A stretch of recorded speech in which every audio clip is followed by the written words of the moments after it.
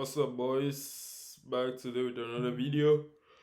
And into this video, we are gonna be talking about Arsenal, Arsenal summer transfer targets, whatever you know about it. Yeah, we are gonna be talking about that. And also, we're gonna be talking about what we think Arsenal needs in order to elevate their level, in order to sky up, whatever. And also, without wasting time, let's get right into it. By the way, make sure you like, subscribe, comment down below if you like the concept. I'll be doing it for almost everything because I try to follow a little bit football like during summer. And yeah, I'll give you my predictions to what I think is gonna happen this season if everything goes in place, and we are gonna be reacting. So yeah, without wasting time, let's get right into it. So first, Mikel Arteta likes the 4-2-3-1. I'm not a big fan of the 4-2-3-1, but we're gonna do it. So for the goalkeeper, I already know that the number one goalkeeper is David Raya. That's not gonna change something. I already know that the defense is Saliba, Gabriel. Even though Gabriel, honestly, I have one concern about Gabriel. I feel like Gabriel has a huge problem right now. The problem with him is when there is a lot of space to cover, he is the most vulnerable defender ever. Like when there is a lot of space, like when you ask him to cover a lot of space, he is so vulnerable, and that's really concerning.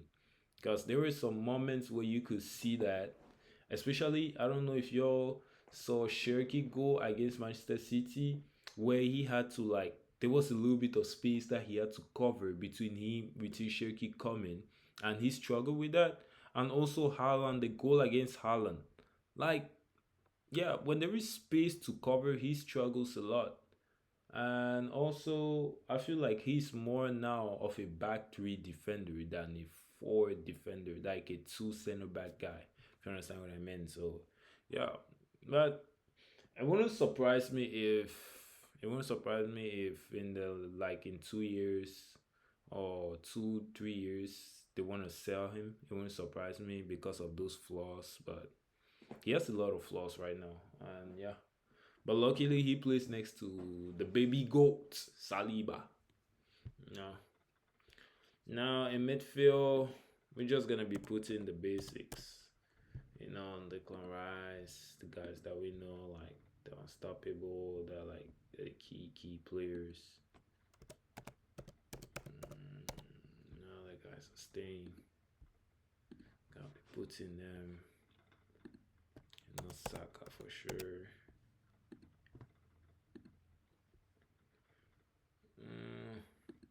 Odegaard, I know it's Odegaard is the club captain. They wouldn't want to sell him, so I'm putting Odegaard. Yeah. So now we got four positions to fill, cause this right here are Arsenal's backbone, if we can say that, like the untouchable players.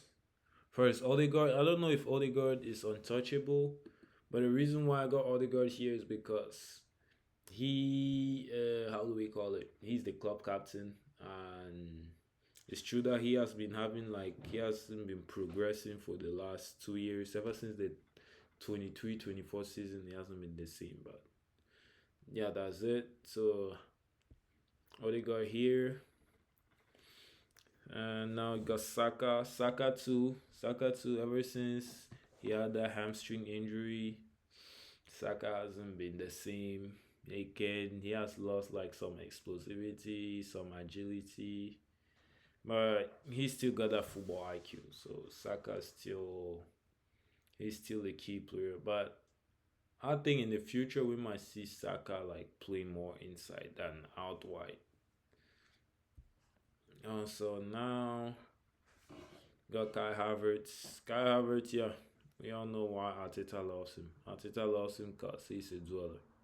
He's not the most clinical guy. He's not the most clinical guy, but this guy, he's a dweller, and he's one of the toughest guys that defenders don't want to face. Like even Van Dijk struggles to defend him. Like he's a hard ass. Declan Rice, we all know the walk rates, the set pieces, the defending. Yeah, Saliba, well, no flaws, impeccable, Rolls Royce defender. Gabriel, I know his partner for like 3 years, but even though we're gonna separate ourselves from him very soon. Raya, no goalkeeper, good on the ball. Um, but now let's go here. Right back, right back. I got a couple option. I got a couple option at right back. Um, I think my right back, my ideal right back, is expensive, but he's not a right back. But I believe we can fashion him into a right back because he got the qualities for that, especially similar qualities to Ben White. But it's not a right back, it's body. Body for me, you can say body. It's true that he's a 6/8, but for me, you can sign Boadi and you can make him play right back. He got the skills for that. He got the skills for that. Just like how do we call? He got the poser, technically good under pressure. He's a great dweller. He knows how to defend too. So like, and he's also technically good. So like, yeah, you can make like your little Ben White in him, and also let's say your little Declan Rice, cause he got the same qualities as Declan Rice, but he has more. He's more technically good, and he has more poser. So yeah, I'll have Boadi there as my right back, cause we all know that Ben White. I think Ben White is done. To be honest, Ben White is done. Because if Ben White was still like fit, he could still play. I'd be like, okay, Ben White right back, Timber on the bench. But one point we gotta separate ourselves from Ben White because there are a lot of games. So Body is my guy for right back. We can make him a good right back from there. Just like Declan Rice play right back, he was also decent. Um, left back. Left back. Left back. Honestly, for left back, me, I'll have Miles. I'll have Miles as my left back. I'll have Miles. Fuck all those like lead. I'm sorry. Like I'm trying to understand the point of playing with four center backs. Playing with four center backs as in your defense. I'm trying to understand what's the point of playing with four center backs in your defense. There is literally no point. That era has passed. I know. How do we call? I know Arteta is trying to copy Pep. He's trying to inspire himself from him playing with four center backs. But bro, even Pep has left that. He has left that pace because he has understood that it's no longer working. No longer people are adapting to it and everything. So I'll go with Miles as my starting left back. And the reason why I'm going with Miles is I'll explain it to you. I'll explain it to you when now Gimares is my second one. My second one. So Gimares, who by the way, honestly, Gimares, I think Gimares, we should have gone for Gimares immediately when Granit Xhaka left. We should have gone for Gimares. I don't know what happened, and I know that at one point in 2022, and yeah, I think in 2022, yeah, in 2022, before Gimares joined Newcastle from Lyon, he said he had a couple talks with a lot of Premier League teams, but there was no Arsenal. That he wanted to join Arsenal, but Arsenal wasn't like didn't make a beat. So that's why I feel like when Granit Xhaka left, we failed miserably because we didn't have any other player like Granit Xhaka. And now that Gimares is there, I think we got our Shaka, somebody who can score goals, that can contribute in build up, technically good. Like Gimares is a little bit like a mini Pedri, if we can say that. He's like a mini Pedri, but more physical, but a little bit less technical. So he got the same skills. He can play also the final pass. So I think Gimares is gonna like not solve all the creativity. I'll say that I can say that solve all the creativity that we lacked in our midfield since Shaka left. So and especially like help the wingers. We know that like how just like how Granit Xhaka was helping like Martinelli back in the days. Like Bruno Guimaraes can literally help Martinelli much more again. So yeah, and now let's go back to my reasoning on Miles Lewis Kelly. Why is it that I got Miles Lewis Kelly? So here, this is how with the ball, this is how Arsenal plays with the ball. They play in a 3-2-4-1. Like if we call it how people call it a 3-2-5. So Arsenal play with a 3-2-5 that can sometimes change in a 3-6-1, 3-1-6, 3-1-6. Because we all know Body is not a natural defender. Of course, sometimes he's gonna overlap, and when he's gonna overlap, that's when now Declan Rice is gonna come inside here and everything. So we'll have something like around a 3-1-6 or sometimes even a 2-2-6, depending on the situation. So yeah. So the reason why I got Miles Lewis Kelly here is if you look at it very well last season, just as I said so many times on TikTok that the midfield is not good. Like if you watch the games, I'm sorry, I was watching Arsenal games and I was like, damn, what does this team become? Like literally, what does this team become? Because I know that in midfield we used to be so good. We used to be so good in the midfield. Like even during like Champions League, I remember the first Champions League games that we played in the 23-24. We were so good in midfield. We even played against Bayern. We outplayed Bayern, even though we lost because of lack of experience. We were so good in the midfield. Because everybody was so good under pressure. Jorginho was there. It's true that Jorginho was there too. Like, it was so good.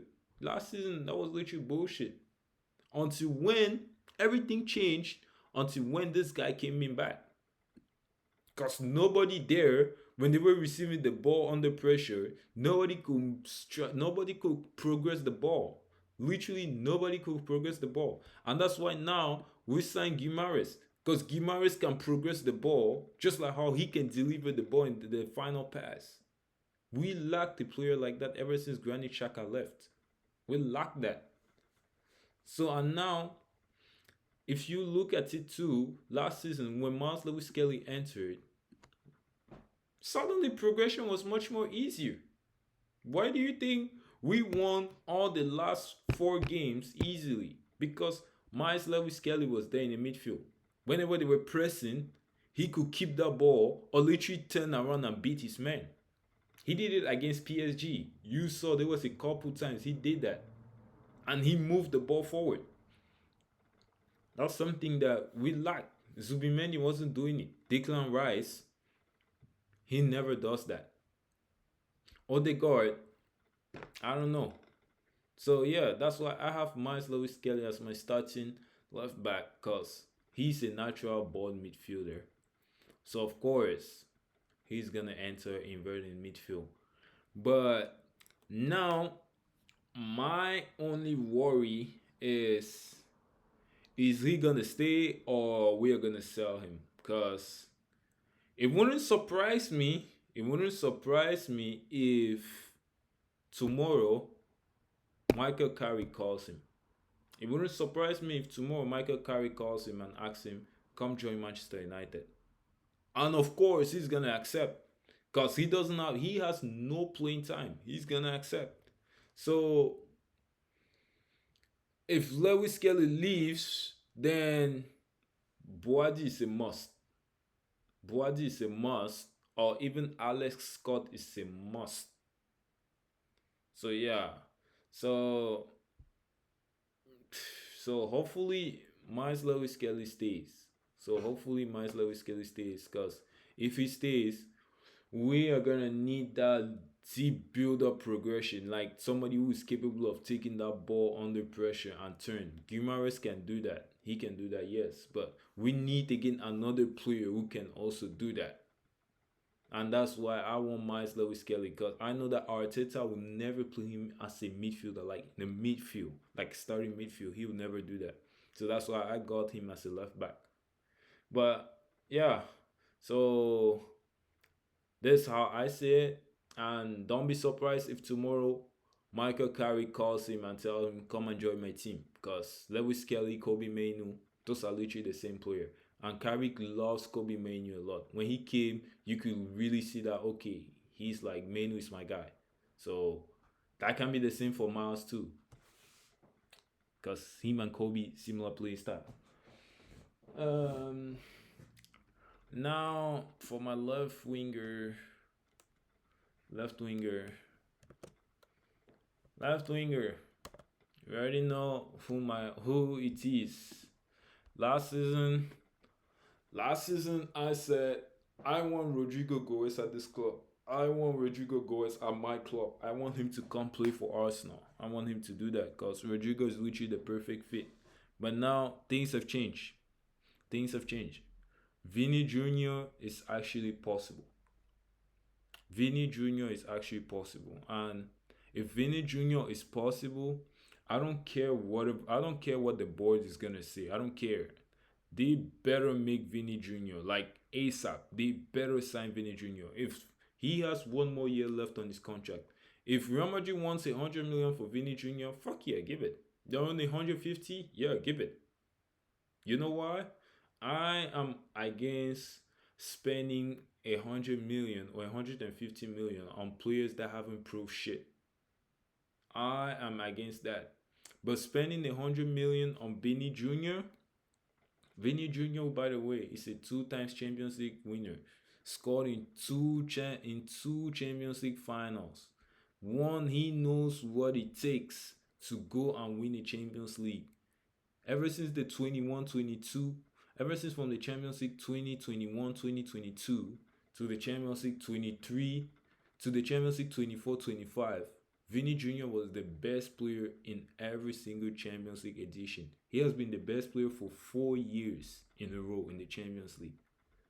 And a lot of people are gonna say, "Oh, no, you can't spend 150 million on a guy who has 1 year left." You have to do it because a lot of people are gonna come knocking at this door that we want Vinny. I won't be surprised if Bayern or company knocks at the door and say, "I want Vinny Jr." Especially even how do we call it? Even Manchester United. I won't be surprised if they come because everybody needs a player like Vinny Jr. Vinny Jr. is literally, he has the potential to be one of the best players to ever play in that position. He has the potential to be, and I think his time at Real Madrid is up. His time at Real Madrid is up, especially that Mbappe. Mbappe, ever since Mbappe has arrived, his time is up. He has gone back to the role player. He has to play for Mbappe. He has to play for Mbappe, and I don't think that he is still at that level anymore. He is now a top. He's one of the best players in the world, and if you want him to succeed, if you want him to bring things back, a trophy back, just like the Champions League, you need to play for him because he knows what it takes. He knows the knockout stages. Because in this team right now, I'm sure if tomorrow there is a Champions League quarterfinal against, for example, PSG, all of these guys are gonna shit on themselves because they have never played something like that. All of them are gonna shit on themselves. But who is the only guy who's not gonna shit on himself? It's Vinny Jr. Because he knows what it takes to win the Champions League. He knows. And they better go and break that bank. Especially that now he doesn't want to renew it. This is your time to go and tell him, come be my star player. Arteta, call him. Tell him, I want you to be my star player. I want you to come to my team. And he's going to come. Give him everything. Give him everything. Bro, I want the Champions League in the Emirates. I want it. If you sign Vinny Jr., every year you're a contender for the Champions League. Every year. Literally got like literally one of the best player in the world. Like, go get him. Yeah. So Vinny Jr. coming. That's the best thing. Now this is literally my ideal summer transfer window. You only go get because my ideal transfer. My only problem that I saw last season is midfield progression. We had literally zero midfield progression in build up.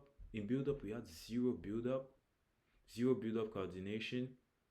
We Our midfielders couldn't keep the ball under pressure. So I think Kimara's signing is gonna solve 50% of that. Lewis Kelly starting as a left back that enters in midfield is gonna solve 80% of that. If Odegaard comes back to his best level, then yeah, we good. So far, this is supposed to do the job. This is supposed to do the job.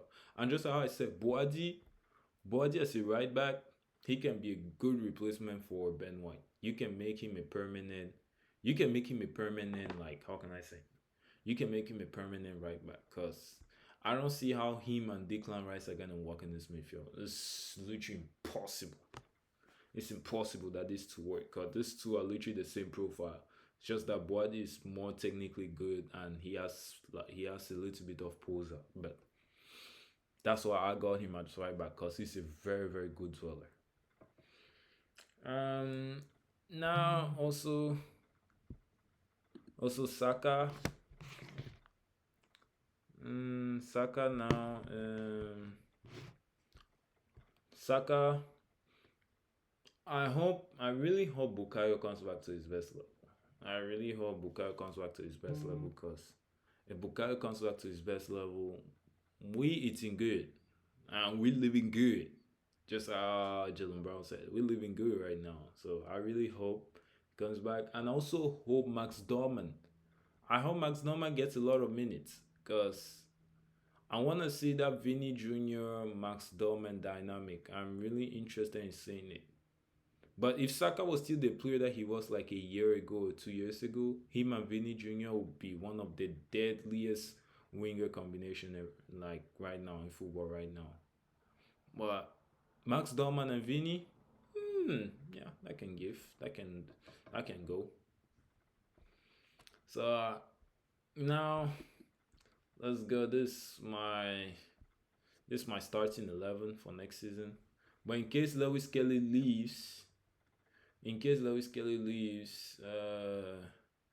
yeah, you go for Body, then you put Calaflori left back. But yeah, that's how I say it. But hopefully, maybe he can leave. So now for my bench, I got this. I also forgot Merino too. Oh yeah.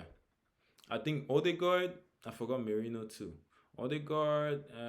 In case Odegaard is not that in shape, Merino Havertz is a good one too. Merino Havertz is a good one too. So this is my bench for next season. So this is my bench for next season. So Zion Suzuki. I don't know why not many people are going on him because he's a really good goalkeeper, especially for the future. If you're looking for a good goalkeeper for the future, yeah, Zion Suzuki, he's a really good one, progressing every year. So if I see a club that's going on Zion Suzuki, I know that that club is working well. Definitely, I know that the club is working well because there's some raw talent here. Um, Livramento, injury prone, but he's still valuable. He's still so valuable, especially if we can make Livramento. That would be nice. That would be a different profile, and he's also good defensively. Konsa, yeah, Konsa. I think Konsa. Yeah, if we can make Konsa for 20. Konsa is 29, so if we can make Konsa for 30 million, 35 million max, that's a good deal. I say that's a good deal. Mosquera, you also keep Mosquera because I don't know why I can add Mosquera here. So you also keep Mosquera too. Incapié, now you keep Incapié too, left back, right back. No, you keep Incapié as a left back. I don't want to see Incapié as a center back because Incapié as a center back, he's too light for that. Calaflori, yeah, keep Calaflori. Calaflori is good. I misunderstand me, he's good, but I just don't think that his profile is good here. Zubimendi, yeah, still got Zubimendi here. Alex Scott, yeah, Alex Scott, yeah, Alex Scott. Honestly, I saw Alex Scott playing, and I think he'll be a good fit for the team, as he's a very good passer from deep. In case you wanna put Declan Rice, you want Declan Rice to play as an eight, yeah. In case you want Declan Rice to play as an eight, then yeah, you can go get Alex Scott. You put Alex Scott as a DM. He's gonna be like our little Jorginho, if I can say that. He can be our little Jorginho as a DM. So yeah, that's a good one. Eze and Merino. Yeah, I'd still keep Eze. But I just don't think that Arteta is gonna start Eze. Because I will start Eze at the place of Odegaard. Yeah, Odegaard, because Odegaard for me is like it's already washed. Gabriel Martinelli, I still keep second half Martinelli during those last 20 minutes. He can have his thing. But Martinelli not out wide. I'll say Martinelli in Champions League games where the game is open. You need some fresh legs. You can go put Martinelli maybe as a striker. Martinelli as a striker is really good. He played one game as a striker against Liverpool, and I saw some potential in it. I saw some potential of Martinelli as a striker, but Martinelli as a winger that hugged the touchline, I never want to see it. Like if he's staying here to play left winger, like left winger that hug the touchline, nope, out. Sell him immediately. I don't want to see him on the wings anymore. His days, not even his days, he has never been great on the wing, but when you ask him to carry the entire flank of a wing, that's tough. Especially with the animation that asks him to do that. Now that's hard. That's why now Vinny Jr. is a must. Because Vinny Jr. can carry an entire wing on his own. So now, as my striker, Hendrick. I know that with all these people coming, with the Yan Diomande, all that, I don't think Hendrick has his place there. I don't think Hendrick has his place. So you can go get Hendrick for 50 mil. That's a good deal. Hendrick for 50 mil, that's a good deal. And Hendrick is a good goal scorer. He's a born goal scorer. But I just think that people don't trust him that much. I think when he's gonna leave Real Madrid is gonna realize that they got a good striker for the future, but they didn't just wanna like polish it. Like he's just a diamond they have to polish. That's how I see Hendrick. But yeah, so far with this squad and this starting 11, then you can make a lot of good things. Yeah, you can make a lot of good things. You can make a lot of good things. Yeah. So yeah, hopefully Lewis Kelly stays. If Lewis Kelly doesn't stay, Manchester United comes calling for him. Yeah, that would be sad, but you need some replacement. You need someone who can do the same thing as him. That's why now I say you bring in Alex Scott. You bring in Alex Scott, then yeah, you can have Declan Rice, Bruno Guimaraes in that midfield. Yeah, Declan Rice, Bruno Guimaraes, Alex Scott. Does that work? Mm, yeah, it can work, but it's gonna lack a little bit of creativity. But I think with Bruno Guimaraes and Alex Scott, yeah, you got some decent passing. This decent passers because Declan Rice. I don't know, Declan Rice. Me personally, the way I read Declan Rice, I see Declan Rice like how can I say? I see more Declan Rice like a DM, like somebody who is going to stay in front of the defense and everything, just recover balls. That's how I see Declan Rice. But all that, I don't see nothing special about him apart from his athleticism. Because we all know how English media hype players. 'Cause I don't see anything special about him. Just go in front of the defense. He defends well. That's all. And he has good set pieces. Apart from that, it's not my type. Yeah. So yeah.